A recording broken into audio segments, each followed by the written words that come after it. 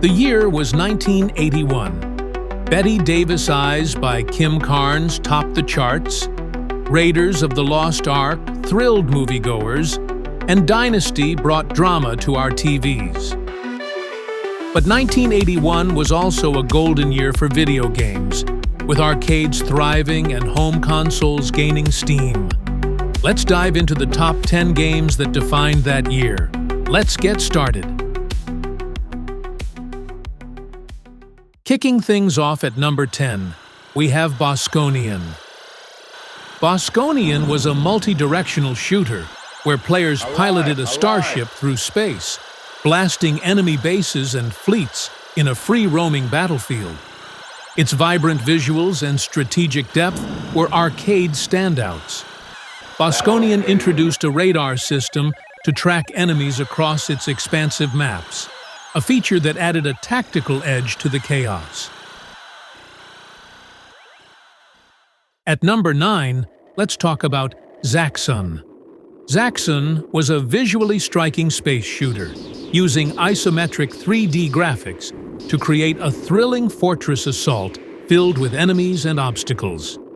Its pseudo-3D perspective was a technical marvel.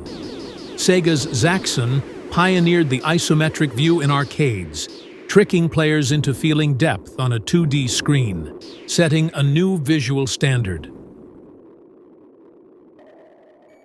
Number 8 brings us Scramble.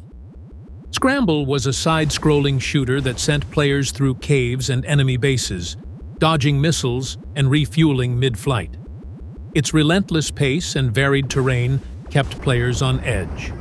The game's forced scrolling mechanic, pushing players forward through hazardous levels, was a groundbreaking feature that shaped future shooters. Sliding into number 7, we find Castle Wolfenstein. Castle Wolfenstein was an early stealth action game on the Apple II, where players infiltrated a Nazi fortress to escape with secret plans. Its top-down view and tense gameplay were gripping. Creator Silas Warner used digitized speech for enemy guards, a rare 1981 feature that added an immersive, eerie atmosphere. At number 6, we have Tempest. Tempest was a dazzling arcade shooter, with players controlling a claw-like ship, blasting enemies on a 3D wireframe tube. Its frenetic pace and vector graphics were mesmerizing. Designer Dave Thurer drew inspiration from a dream about monsters crawling out of a hole, shaping Tempest's unique and intense gameplay. Number 5 is Defender. Defender, a 1980 arcade sensation, hit the Atari in 1981, bringing its side-scrolling space defense to homes. Players saved humans from alien abductors in a fast-paced challenge. The port was a technical feat, squeezing complex arcade mechanics into a cartridge despite the console's limited hardware. Halfway through at number 4, we have Centipede.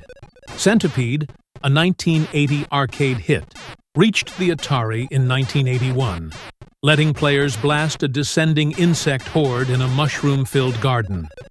Its addictive gameplay captivated home audiences. Co-designed by Donna Bailey, one of gaming's first female programmers, Centipede brought a fresh perspective to the arcade scene. Number 3 is Frogger. Frogger tasked players with guiding a frog across busy roads and treacherous rivers, dodging cars and leaping on logs. Its simple yet challenging design made it an arcade sensation. Konami's Frogger turned the mundane idea of crossing a street into a thrilling survival challenge, resonating with players of all ages. At number 2, we have Galaga. Galaga refined the fixed shooter formula with enemy formations that swooped and captured your ship, adding strategic depth to its addictive gameplay.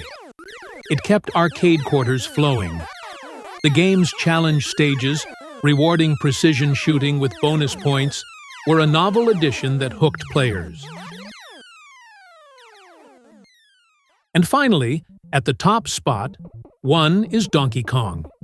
Donkey Kong introduced Mario, then Jumpman, climbing girders to rescue Pauline from a barrel-tossing ape. Its platforming and storytelling were revolutionary for arcades. Shigeru Miyamoto created Donkey Kong to salvage unsold arcade cabinets, turning a business flop into one of gaming's biggest icons. And there you have it, folks. The top 10 games of 1981, each a pioneer that pushed gaming forward in the arcade golden age. What's your favorite from this list? Let us know in the comments below. If you enjoyed this trip down memory lane, smash that like button and don't forget to subscribe. Up next, 1982.